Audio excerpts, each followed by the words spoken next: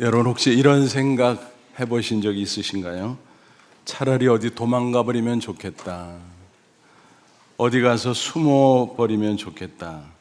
도저히 감당하기 어려운 큰 일을 당했거나 혹은 큰 잘못을 저질렀을 때 누구라도 이런 생각 충분히 할 수 있을 것입니다. 말하자면 피난처, 도피처를 찾으려는 것이죠. 하지만 세상에 어디 그런 데가 있나요? 마땅치 않습니다. 혹시 어디를 찾는다고 할지라도 마음이 편치 않습니다. 그러니까 애꿎게 세상 사람들은 술을 마신다든지 그래서 잊고자 합니다. 자칫 또 약물에 손을 대기도 하죠. 아주 심한 경우는 극단적인 선택을 하기도 합니다. 하지만 이런 것들은 진정한 피난처가 될 수가 없습니다. 오히려 인생을 더 꼬이게 만들고 망치기 십상입니다. 그렇습니다. 세상에는 그 어디에도 진정한 피난처가 없습니다.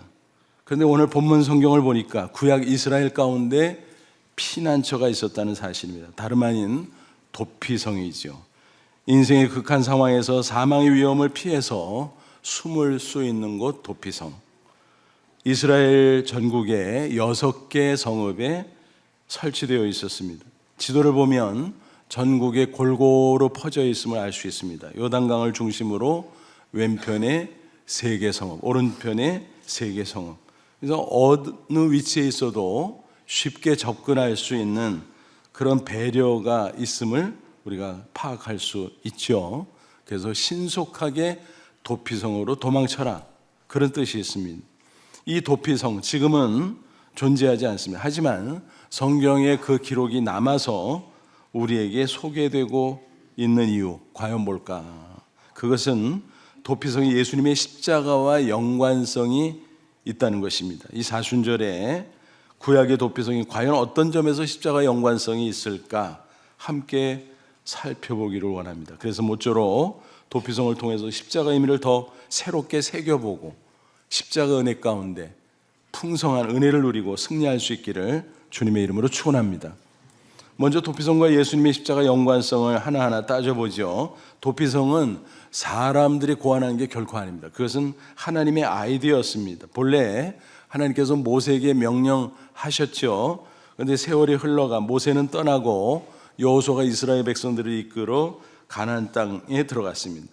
또 정복했습니다. 그리고 백성들에게 지파별로 땅을 분배할 때 하나님께서 여호수아에게 상기시켰습니다.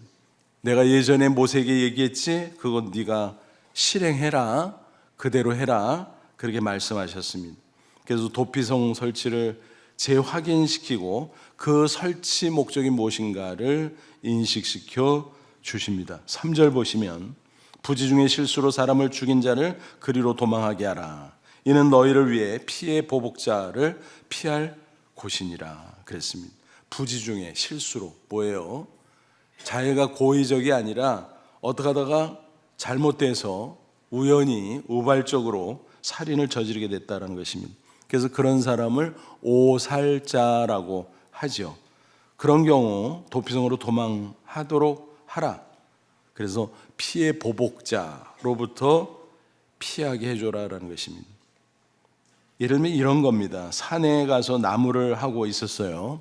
근데 도끼날이 자루에서 빠져나가서 휙 하고 날아가더니 지나가는 사람을 쳐버렸습니다. 근데 그 사람이 그냥 죽고 만 거예요. 얼마나 어이가 없고 기가 막힙니까? 어쩔 줄 모르죠. 이런 경우 어떻게 하면 좋겠냐라는 것입니다. 물론 사람을 죽인 것은 이후 여하를 막론하고 분명히 범죄죠. 하지만 실수로 우발적으로 살인을 했는데 그 사람마저 죽인다면 연쇄적으로 보복이 보복을 낳고 살인이 연속적으로 이루어질 수밖에 없을 것입니다. 그러면 사회가 극도로 혼란에 빠질 게 뻔합니다. 하나님은 인간의 생명을 소중히 여기십니다. 그래서 보호하기 위해서 이런 도피성 제도를 제정하셨다는 것입니다. 그러니까 인명을 중시하는 하나님의 사랑이 취지입니다. 동시에 모든 일을 공평하게 처리하시는 하나님의 공의도 반영되어 있습니다. 물론 고의로 살인한 사람, 그 사람을 위해서는 해당 사항이 없습니다. 그런 사람은 다른 방법이 없어요. 죽임을 당할 수밖에 없습니다. 피의 보복자가 그래서 있는 것입니다. 피의 보복자라는 것은 피살자의 원수를 갚는 사람, 그런 뜻이에요. 누가 갚는가? 피살자의 가장 가까운 가족이나 친척 순서로 그것을 담당하게 됩니다. 그 사람이 살인자를 죽인다고 할지라도 이스라엘 사회에서는 누구도 문제 삼지 않습니다. 왜냐하면 그것이 이스라엘의 율법이었기 때문입니다. 그런데 실수로 우발적으로 살인했다? 그런 경우는 예외를 두자라는 것입니다. 그래서 그 사람은 얼른 도피성으로 도망가라. 그러면 살 길이 있다는 것입니다. 9절 보세요. 누구든지 부지 중에 살인한 자가 그리로 도망하여 그가 회중 앞에 설 때까지 피의 보복자의 손에 죽지 아니하게 하기 위함이라. 무슨 얘기예요? 오살자는 무조건 전속력으로 도피성으로 도망쳐라라는 것입니다. 그래서 언제까지 일단 보호가 되냐면은 회중 앞에 설 때, 그건 뭐냐면 재판을 받을 때까지. 그래서 재판 절차를 거쳐서 뭐예요? 정말 실수로 죽였냐 아니면 고의로 죽였냐 그것을 판단하게 됩니다. 그래서 고의로 죽였으면 내쫓죠. 그럼 보복자에 의해서 죽임을 당할 수밖에 없고, 그럼 뭐 당연한 거죠. 그런데 오살자다 그러면 그게 확인되면 도피성 안으로 받아줍니다. 그리고 적극적으로 보호를 하게 되죠.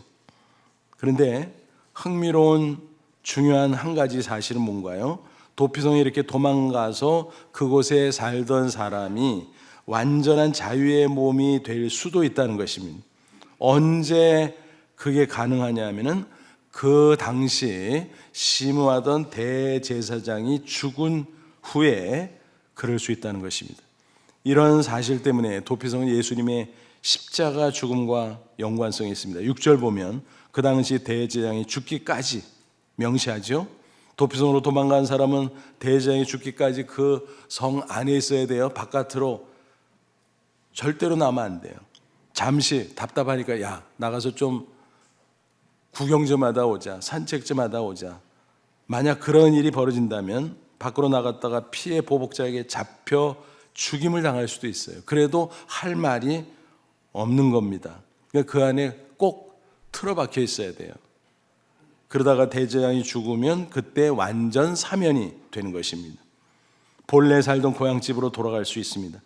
완전한 자유의 몸이 되는 거죠. 잘 아시는 대로 예수님은 하나님과 우리 인간의 중보자잖아요. 그래서 예수님을 대제사장 그렇게 우리는 부릅니다. 그분이 십자가의 대속의 피를 흘리고 죽으심으로 우리 인간이 믿음으로 구원을 받을 수 있는 길이 열렸습니다. 그게 구원의 복음이죠. 도피성 제도와 십자가 유사성이 있다는 것입니다. 그걸 가리켜서 예표라고 말해요. 쉽게 표현하면 예고편입니다. 예고편. 그래서 예고편이 십자가로 성취됐다는 것입니다. 구약성경 연구해 보면 그런 예들이 자주 등장해요.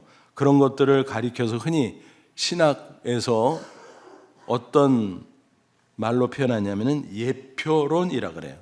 그래서 구약의 예고편, 신약의 본편 이렇게 짝이 다 있다라는 것입니다. 그런 예를 들어보죠. 두 가지만 여러분 잘 아시는 거니까 들어보면 먼저 출애굽기 12장 6월절 어린 양의 이야기가 나오죠. 이스라엘 백성들이 애굽에서 종노릇 하다가 너무 괴로우니까 신음하듯 하나님 앞에 기도하죠. 하나님께서 응답하셨어요. 그래서 모세를 세워서 출애굽을 이루십니다. 그런데 그 당시 이스라엘 남성들의 노동력이 어마어마했거든요.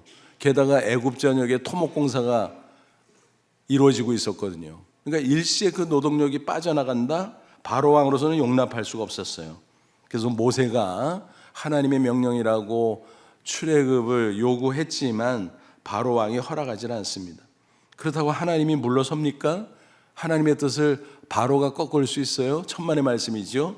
그래서 하나님께서 재앙을 내린 겁니다. 1번 죽는다고 난리 쳤는데 모세에게 사정해서 야, 네 하나님한테 얘기해라.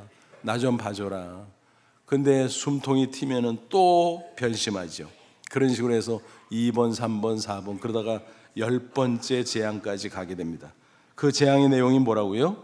장자 죽음의 재앙. 그래서 바로 왕의 장자로부터 보통 평민의 집안의 장자까지 모조리 장자가 죽임을 당하는 재앙이었습니다. 그래서 역사의 기록을 보면 바로 왕의 왕세자가 죽었어요. 그래서 차남이 왕위를 잇게 됩니다. 그런 난리통에 이스라엘 백성의 집은 희한하게 안전했습니다. 그 이유를 아시죠? 하나님께서 미리 어린 양을 잡아라. 그리고 그 피를 문설주와 임방에 칠해라. 그러니까 대문짝에 피칠하라는 거예요. 징그러워 보이지만 그게 뭐예요? 상징적 의미가 있는 거죠. 대속. 어린 양이 죄 없이 죄인인 인간을 위해서 피 흘려 죽었다. 그 피 흘림으로 속죄가 되는 거죠. 그래서 장자 죽음의 재앙을 집행하는 천사가 집집마다 들러서 이제 재앙을 집행하는데 저 집은 피칠이 있네? 그러면 이스라엘 믿음의 사람들이네? 그러면 통과. 그래서 통과. 그래서 이스라엘 집안은 멀쩡했다라고 하는 것입니다. 그렇게 해서 출애굽이 이루어지는데 그것을 기념하는 이스라엘의 절기가 뭐라고요? 유월절. 그래서 유월이라는 말이 영어로 패스오버, 통과한다, 넘어간다는 거예요.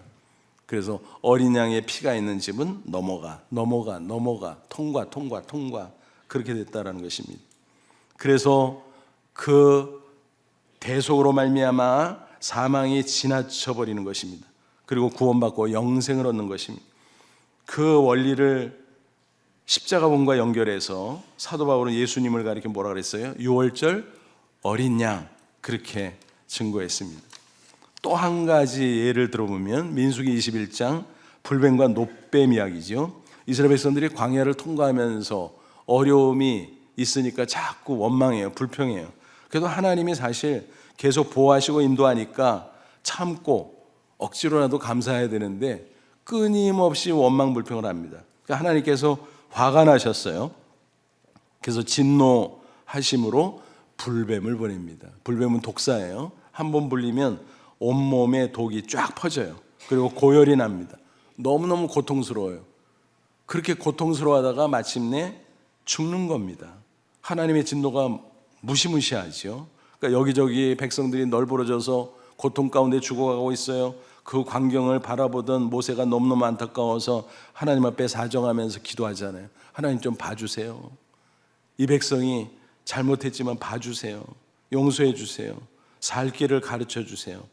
그래서 하나님께서 그 기도를 들으시고 응답하셨어요. 비방을 가르쳐 줍니다. 그 비방이 뭐예요? 불뱀의 모양과 똑같게 노수로 뱀을 만들어라. 그리고 장대 위에 높이 달아서 세워라. 그리고 백성들에게 명령해 그 노뱀을 쳐다봐라.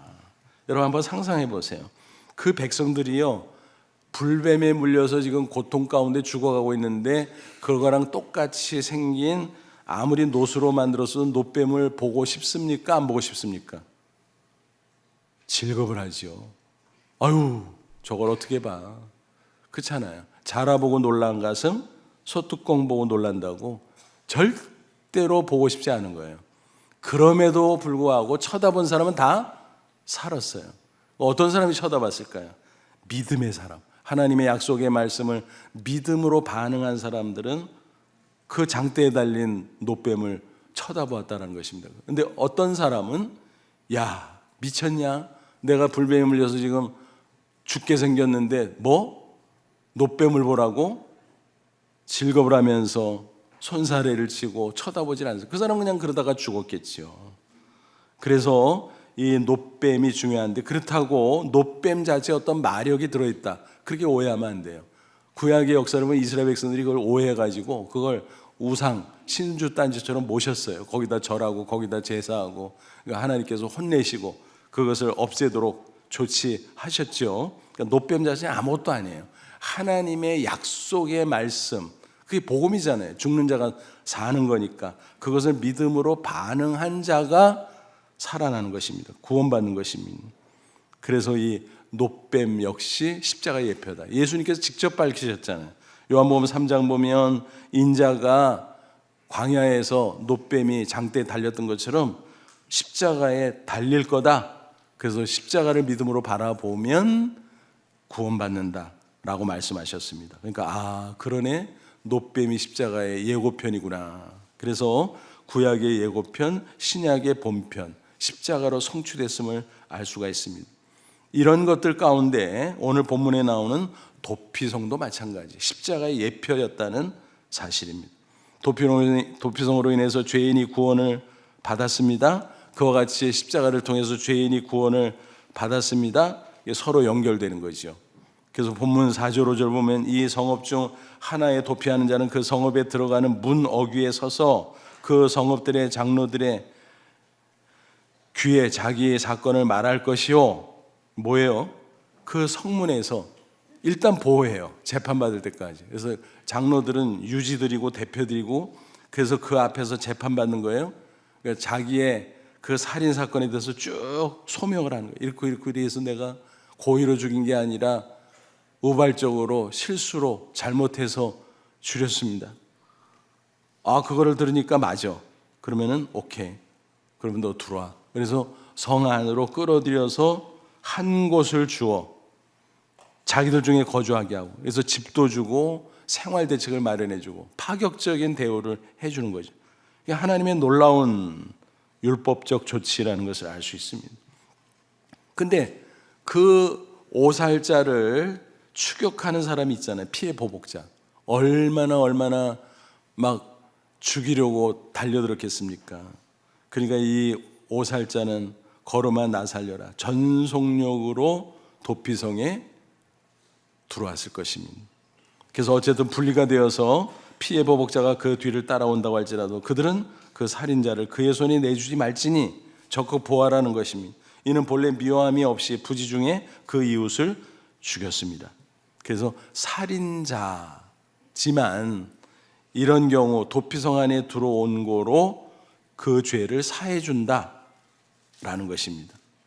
그래서 살려준다라는 것입니다. 6절, 그 살인자는 회중 앞에 서서 재판받기까지, 그래서 보호하고 재판받는다 그랬잖아요. 또는 이제 재판이 끝났어, 인정이 됐어, 그러면 성 안에 들어와서 거주하는데 그 안에서 어떻게 해요? 그 당시 대제장이 죽기까지 그 성읍에 거주하다가 그 후에 그 살인자는 성은 자기가 도망하여 나온 자기의 성읍, 자기 집으로 돌아갈지니라 그랬습니다. 그러니까 언제까지 그 안에서 거주해야 되냐면은 대제사장, 그 당시 심우하던 대제사장이 죽은 그 직후까지라는 것이. 그때는 완전히 벗어납니다. 자유의 몸이 됩니다. 밖으로 나가 돌아다녀도 과거의 그 살인죄에 대해서 아무도 물을 수가 없습니다. 그래서 이런 도피성 구원은 곧 십자가 구원과 같다고 볼 수가 있습니다. 물론 이미 말씀드렸지만 오늘날 도피성은 없어요. 있을 필요도 없어요. 왜냐하면 영화의 경우 따져보면요, 예고편을 계속 보여주잖아요.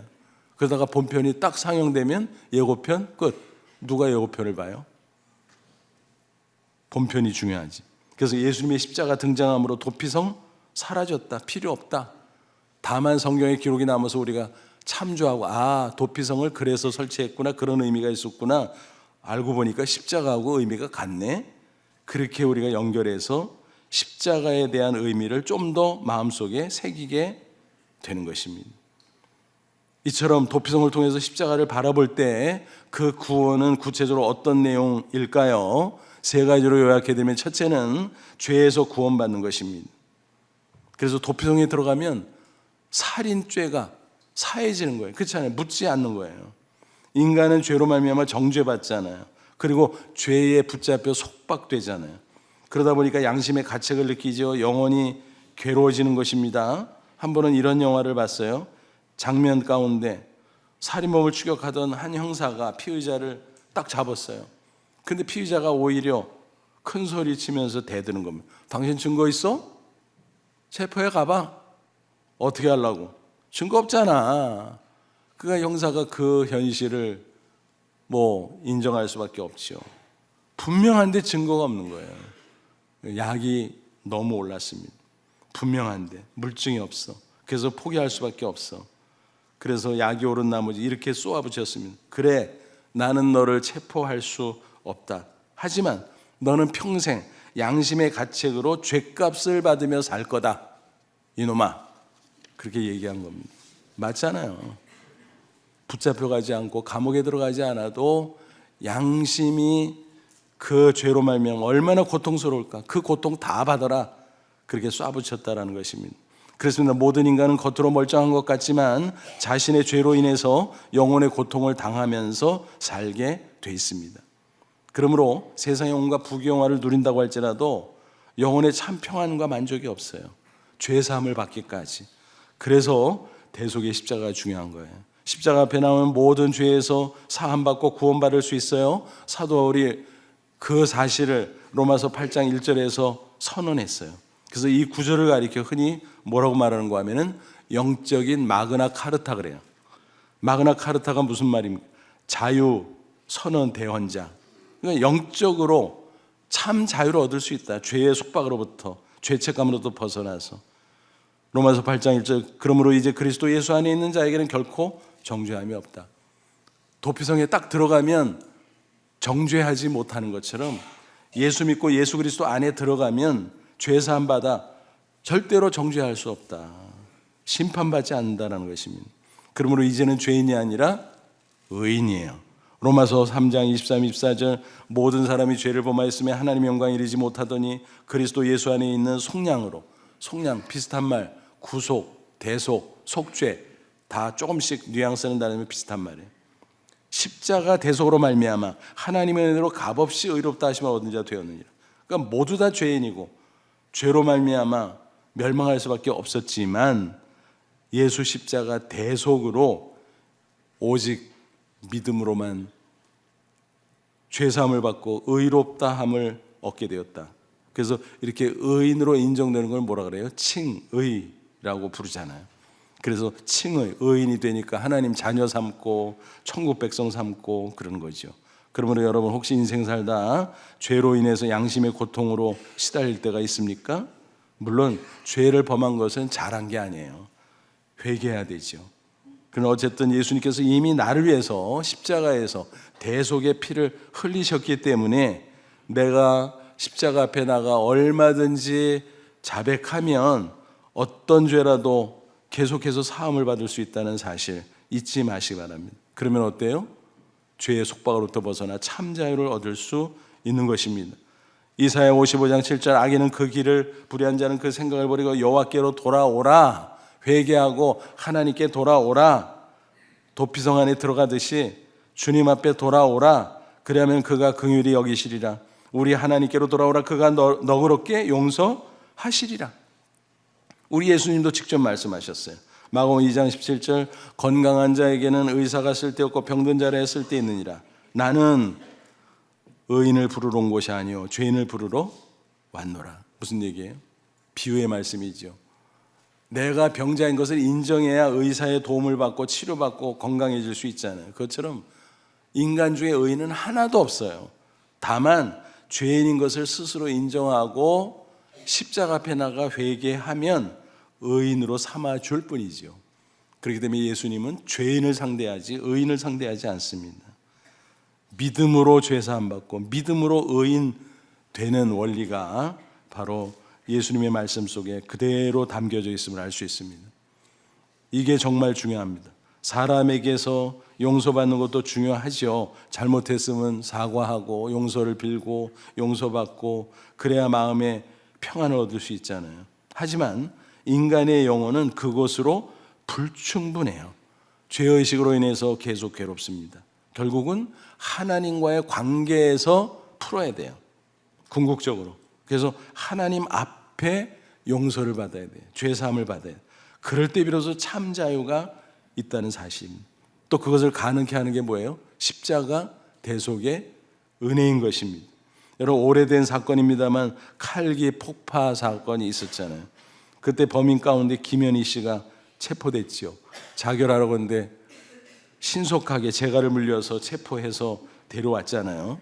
나중에 사형은 면했지만 그리고 유가족과 온 국민 앞에 눈물로 용서를 빌기는 했지만 그 양심이 어찌 자유로울 수 있었겠습니까? 그렇잖아요. 무수한 생명을 죽인 그 죄책감에 시달렸습니다. 그도 인간인데, 그죠? 그러던 중 여간수로부터 십자가 복음을 들었습니다. 사람 아무리 빌고 아무리 용서를 구해도 그 영혼의 죄책감을 이길 수는 없었는데 복음을 듣고 믿음으로 하나님 앞에 죄사함을 받게 됐습니다. 그래서 평생 반성하고 반성을 했지만 그래도 죄의 속박으로부터는 벗어날 수 있었다라는 것입니다. 만약 십자가 복음을 듣고 믿고 그 기회가 없었다면 아마 그 사람은 한시도 편하게 살기 어려웠을 것입니다. 어쩌면 너무너무 괴로워서 인생을 일찍 마쳤을지도 모릅니다. 그러니까 십자가 복음은 그렇게 놀라운 것입니다. 한 통계를 보니까 우리 한국인 10명 중 무려 4명이 우울감으로 살아간다고 합니다. 그 원인이 뭘까? 뭐 이런 사정 저런 사정 이런 문제 저런 문제 때문에 그러겠죠. 그러지만은 겉으로 보면 각각 그렇게 다른 것처럼 보이지만 파고 들어가면 영적으로 볼 때 결국 죄 문제라는 사실을 알 수 있습니다. 십자가 앞에 나가 무거운 죄짐을 내려놓을 때 비로소 참 자유롭고 기쁨으로 살아갈 수 있다라는 사실 우리는 잊지 말아야 할 것입니다. 아무쪼록 이 사순절에 저와 여러분도 십자가 앞에 나아가 혹여라도 하나님 앞에 거리끼는 것이 있다면 다 내려놓고 또 자백할 수 있기를 바랍니다. 그래서 십자가 피로 깨끗하게 씻음받고 이제는 죄책감이나 속박에서 벗어나 영혼의 참자유와 기쁨을 누리며 살아가시기를 주님의 이름으로 축원합니다. 둘째, 십자가 구원은 사망에서 구원받는 것입니다. 도피성에 들어가면 죽을 사람이 살잖아요. 마찬가지 십자가 앞에 나가 믿음으로 고백하면 사망에서 생명으로 옮겨지는 것입니다. 모든 인간은 다 죽게 되잖아요. 죽음을 피할 수 있는 사람은 단 한 명도 없잖아요. 히브리 9장 27절 한 번 죽는 것은 사람에게 정해진 것이 그 후에는 심판이 있으리니 그러므로 죽음의 문제는 의식하든 의식하지 않든 인생에서 가장 고질적인 문제입니다. 죽음이 닥쳐오기 전에도 항상 죽음의 어두운 그림자가 우리 인생을 뒤덮고 있다는 사실입니다. 하지만 십자가 앞에 나오면 사망을 이기고 영생할 수 있어요. 죽음의 어두운 그림자를 물리칠 수 있어요. 예수님께서 요한복음 11장 25절 26절 말씀하셨잖아요. 나는 부활이요 생명이니 나를 믿는 자는 죽어도 살겠고 무릇 살아서 나를 믿는 자는 영원히 죽지 아니하리니 이것을 내가 믿느냐?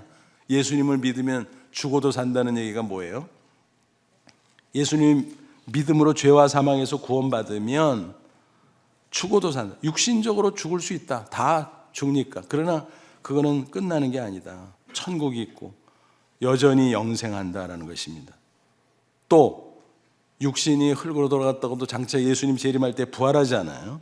그러므로 살아서 믿는 자는 영원히 죽지 않는 것이다. 그죠?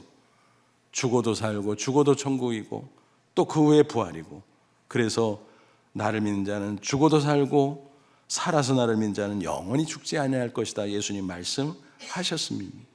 십자가 앞에 나가면 이런 놀라운 축복을 우리 모두가 받게 되는 줄로 믿습니다. 인도의 콜카타에 가면 단기 선교 방문 중에 짬이 나면 이제 팀원들이 그곳을 방문하는 경우가 있는데 어떤 곳이냐 하면 마더 테레사가 설립한 사랑의 선교에서 운영하는 죽음의 집입니다. 거기는 오갈 데 없는 천한 인생들, 노숙자, 빈사 상태, 중환자들 그런 사람들이 마지막으로 그곳에 옵니다. 도피성과 같은 곳이죠. 거기서 치료를 잘 받고 건강해서 나가는 사람도 간혹 있기는 하지만 대부분은 그곳에 있다가 임종을 한다고 합니다. 육신적으로 보면 정말 불쌍하기 짝이 없죠. 그런데 놀랍게도 그들의 표정이 밝아요. 다가가서 손을 내밀고 만져만 줘도 너무 기뻐하고 고마워하는 것을 볼 수가 있습니다. 어떻게 그럴 수 있을까요? 죽음이 눈앞에 있는데 그 이유는 십자가 안에서 천국의 소망을 얻었기 때문입니다. 영생의 확신을 얻었기 때문입니다. 죽어도 살고 영원히 죽지 않는 것을 확신하기 때문이다 라는 것입니다. 우리도 마찬가지입니다. 죽음의 두려움이 기본적으로 모든 인간에게 있지만 십자가를 믿음으로 바라보면 그 너머에 천국의 소망을 가질 수 있습니다. 그리고 이미 내 안에 영생이 있기에 담대한 마음으로 살아갈 수 있는 것입니다. 아무쪼록 이 사순절에 십자가를 바라보고 그 너머 영원한 천국 소망 가운데 이 땅에서도 이미 얻은 영생의 기쁨을 누리며 살아가시기를 주님의 이름으로 축원합니다. 셋째, 십자가 구원은 온갖 고통으로부터 구원받는 것입니다. 세상이 아무리 좋은 데라고 할지라도 온갖 고통이 있지요. 그죠? 아무리 잘 사는 나라에도 똑같아요. 인간 사는 거는 고통이 있습니다. 역설적이잖아요. 잘 사는 나라에 오히려 자살률이 높아. 그거 희한하죠. 그게 인생이라는 것입니다. 가난이 있고 궁핍이 있고 슬픔, 눈물이 있고 질병이 있고 아픔이 있고 다툼이 있고 갈등이 있고, 그러나 도피성으로 돌아간 사람은 어때요? 도피성 들어가는 순간 추격하는 모든 위험으로부터 보호를 받을 수 있어요. 안전하게 살아갈 수 있습니다. 십자가 앞에 나가면 마찬가지 보호받을 수 있습니다. 하나님이 도와주세요. 그래서 안전하게 살아갈 수 있는 것입니다. 승리할 수 있는 것입니다. 시편 46편 1절 하나님 우리의 피난처시오 힘이시니 환난 중에 만날 큰 도움이시라. 하나님이 도피성이니까 우리가 하나님께 나아가면 우리를 도와주신다, 책임져 준다라는 것입니다. 그러므로 우리는 하나님께 부르짖을 때마다 고통에서 구원받고 승리할 수 있음을 확신하시기 바랍니다. 시편 62편 8절 백성들아 시시로 그를 의지하라, 그 앞에 마음을 토하라. 하나님은 우리의 피난처시라. 무슨 문제, 무슨 일이 있든지 다 털어놓고 도움을 받아라. 그러면 우리가 승리할 수 있다라는 것입니다. 그러므로 여러분 막막할 때, 답답할 때 딴 데 기웃거릴 필요 없어요. 이 사람 저 사람에게 도와달라고 그럴 필요도 없어요. 오직 십자가 앞에 나아갈 수 있기를 바랍니다. 괴로우면 예수님의 품속에 파고 들어가시 바랍니다. 아이들이요 무서운 일 생기면 엄마 품에 파고 들어가요. 그러면 되는 거예요. 그곳이 안전지대인 것입니다. 엄마 품속이 안전지대인 것처럼 예수님의 품속이 안전지대인 줄로 믿습니다. 여러분, 다람쥐 우리가 잘 알잖아요. 다람쥐 얼마나 체구가 작아요? 숲속에 다람쥐보다 작은 동물이 있을까? 있겠죠. 그런데 거의 다람쥐보다 큰 것들이죠. 근데 그 작은 체구인데 얼마나 위험할까 싶지만 숲속에서 잘 살아남습니다. 그 생존의 비결이 뭘까? 다람쥐 나름대로 호신술이 있어요. 뭘까요? 위험한 동물이 눈에 띄면 다가오는 것 같으면 어떻게 해요? 바위 틈으로 쏙 들어가면 돼요. 그럼 뭐 맹수라도 어떡할 거야 자기가? 뭐 바위를 쪼갤 거야? 어떻게 쪼개? 맹수라도 어쩔 수 없는 거예요. 그래서 안전할 수 있는 거죠. 바위 속에 쏙 들어가면. 우리도 마찬가지. 어렵고 힘들고 답답할수록 예수님 품 안에 쏙 들어가면 돼요. 그러면 안전합니다. 요한일서 5장 18절 하나님께로부터 나신 자 예수님이 성령이 그를 지키심에, 우리 성도를 지키심에, 그리스도인을 지키심에 악한 자가 그를 만지지도 못하느니라. 사탄이 건드리지도 못한다 그랬어요. 세상에 이런저런 고통이 터치하지 못한다는 것입니다. 여러분 노다지라는 말을 알잖아요. 그 유래를. 옛날 금광에서 서양 사람들이 금을 캐서 상자에다가 이렇게 다 넣어서 이제 포장을 하고 그 겉에다가 써붙였다 그러잖아요. 건드리지 말라고. 이게 얼마나 비싼 건데, 그죠? 뭐라고 써붙였어요? 노터치. 근데 한국 사람들 영어 못 테니까, 못할 때니까 노터치 듣다가 노다지. 그래서 금광, 그거는 노다지라고 부르게 된 거 아니겠습니까? 그래서 노다지는 노터치예요. 여러분 십자가를 믿는 우리 그리스도인은 노다지예요. 하나님 앞에 가장 소중한 존재이기 때문에 노다지죠. 악한 사탄과 세상의 위험과 고통이 우리를 아무리 추격한다고 할지라도 결코 우리를 넘어뜨릴 수 없습니다. 건드리지 못합니다. 도피성 되시는 예수 그리스도께서 우리를 품에 안아주시고 지켜주시고 승리케 해주실 줄로 믿습니다. 그러므로 항상 주님 안에 거하십시오. 다른 데 가서 기웃거릴 필요 없어요. 사람한테 뭐 도와달라고 굽실거릴 필요도 없어요. 십자가 앞에 나가 부르짖으면 됩니다. 도움을 요청하면 됩니다. 그러면 주께서 우리를 안전하게 지켜주시고 승리케 주실 줄로 믿습니다. 미국의 백화점 체인이 여러 가지인데 그 중에서 JC 페니 백화점이 있어요. 굉장히 많죠, 전국적으로. 근데 그 브랜드는 창업자의 이름을 딴 겁니다. 제임스 캐시 페니. 그래서 JC 페니, 이게 약해서 브랜드를 만든 거죠. 근데 그는 어린 시절 가난한 시골 교회 목사의 아들로 태어났습니다. 뭐 어려서부터 신앙교육을 잘 받았겠죠. 근데 이제 장성에서 도시로 나가고 사업을 하고 그러다 보니까 아무래도 신앙에 게을러졌던 것 같아요. 그래도 사업이 제법 됐어요. 좋아라 했는데 이게 뭐지? 시련이 닥치기 시작했습니다. 가정적으로도 결혼했는데 부인이 사망했어요. 그래서 슬픔을 또 이제 삼키고 마음을 추스리고 재혼을 했어요. 두 번째 아내. 그런데 그도 사망했어요. 얼마나 기가 막혀요. 그 고통이 얼마나 컸겠습니까? 그러던 중 또 사업에 어려움이 닥쳤어요. 1929년 경제공황이 있었잖아요. 백화점 사업 큰 데미지를 받고 망할 지경에 처했습니다. 자기 딴에는 사업 잘 돼서 자선 사업도 하고 하나님 일도 하고 잘 살고 싶었는데 그런 꿈은 여지없이 무너지고 말았습니다. 우울증에 걸리고 말았어요. 치료를 위해서 이런저런 약물을 의지했지만 아무 소용이 없었습니다. 그래서 어디까지 갔는가 하면 유서를 써놓고 잠을 청하곤 했습니다. 기가 막히죠. 그러다가 하는 수 없이 요양병원에 입원하게 됩니다. 그러니까 얼마나 괴로운 나날을 보냈겠어요. 그런데 하루는 병원 복도에서 찬송 소리가 흘러 나왔습니다. 그리고 기도 소리가 들려왔어요. 야, 저쪽에 채플이 있나 보다. 자기도 모르게 그리로 향했습니다. 그런데 가까이 가니까 명료하게 찬송가가 들려왔어요. 그것은 우리가 지금 382장으로 부르는 너 근심 걱정 말아라. 세상에 어렸을 때 수도 없이 들었던 찬송가, 어렸을 때부터 수도 없이 불렀던 그 찬송가였던 것입니다. 그 순간 울컥하면서 눈물을 흘렸습니다. 그러면서 성령께서 그 마음에 하나님의 은혜를 체험하게 했습니다. 십자가 은혜였습니다. 그는 하나님 앞에 다 털어놓고 용서를 받고 마음의 평안과 기쁨과 자유를 얻었습니다. 그러니까 너무너무 시원한 거야. 그러니까 눈앞에 사업의 그 고통, 또 가정의 고통, 그것을 이길 수 있는 힘이 생겼습니다. 소망이 생겼어요. 마치 지옥에 떨어졌다가 천국으로 옮겨지는 놀라운 영적 체험을 하게 됐다는 것입니다. 그 후에 놀랍게도 재기했습니다.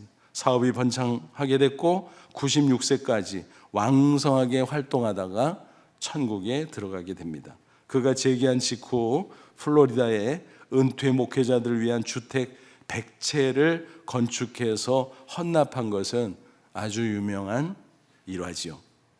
그가 그렇게 멋진 인생을 살고 마무리할 수 있었던 비결이 뭘까요? 바로 도피성이신 주님을 만났기 때문입니다. 그래서 절망 가운데 소망을 얻었고 그는 모든 고통 가운데 당당히 승리할 수 있었다는 사실입니다. 그런데 여기서 우리가 놓치지 말아야 될 중요한 게 있어요. 궁극적인 도피성은 뭐냐? 우리가 장차 들어갈 천국이라는 사실입니다. 천국은 눈물이 없습니다. 슬픔도, 병드는 것도, 죽는 것도 없습니다. 갈등도 없습니다. 다툼도 없습니다.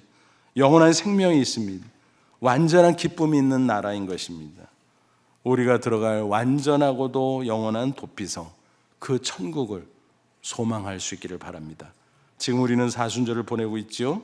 이번 사순절에 도피성을 통해서 십자가를 바라보시기 바랍니다. 그래서 십자가 구원의 은혜를 풍성히 체험하세요. 구원의 확신, 승리의 확신, 그리고 이 귀한 십자가 복음을 가족과 이웃과 나눌 수 있기를 바랍니다. 그래서 이 세상 살 동안 어떤 경우에도 꼭 승리하시고 장차 영원하고 완전한 도피성, 저 천국에 당당히 들어가는 저와 여러분 다 되시기를 주님의 이름으로 축원합니다. 기도하겠습니다. 이 말씀 붙잡고 기도하자. 하나님, 그렇습니다. 도피성에서 바라본 십자가, 도피성의 전력 질주에서 믿음으로 뛰어갔던 사람이 죽을 자가 살고 죄 지은 자가 의인이 되고 고통에서 보호받고 안전하게 살다가 고향으로 갔던 것처럼 우리도 십자가 안에서 구원의 확신, 승리 확신, 이 세상에서 당당하게 승리하며 살다 저 천국에 할렐루야 찬송하며 들어가게 하옵소서. 이 귀한 복음 가족과 이웃과 나누게 하옵소서. 이 사순절 절기 큰 은혜를 체험하는 저희를 되게 하옵소서. 다 같이 간절한 마음으로 기도합니다. 하나님, 우리 아버지 고맙고 감사합니다. 이 시간 주의 말씀으로 우리에게 다시 한번 진리를 가르쳐 주니 감사합니다. 도피성 복음, 십자가 복음, 그 진리를 깨달았으니 구원의 확신, 승리 확신 갖고 살게 해주시기 원합니다. 세상을 살면서 이런저런 고통이 닥쳐온다고 할지라도 결단코 낙심하지 않고 주님 앞에 달려가 십자가 앞에 다 털어놓고 부르짖어 기도함으로 말미암아 보호받고 승리하는 저희를 되게 해주시기를 원합니다. 언젠가 들어갈 저 천국을 소망하며 살아가는 저희들, 또 이 십자가 복음을 나누며 살아가는 저희들 다 되게 해 주옵소서. 예수님의 이름으로 기도하옵나이다. 아멘.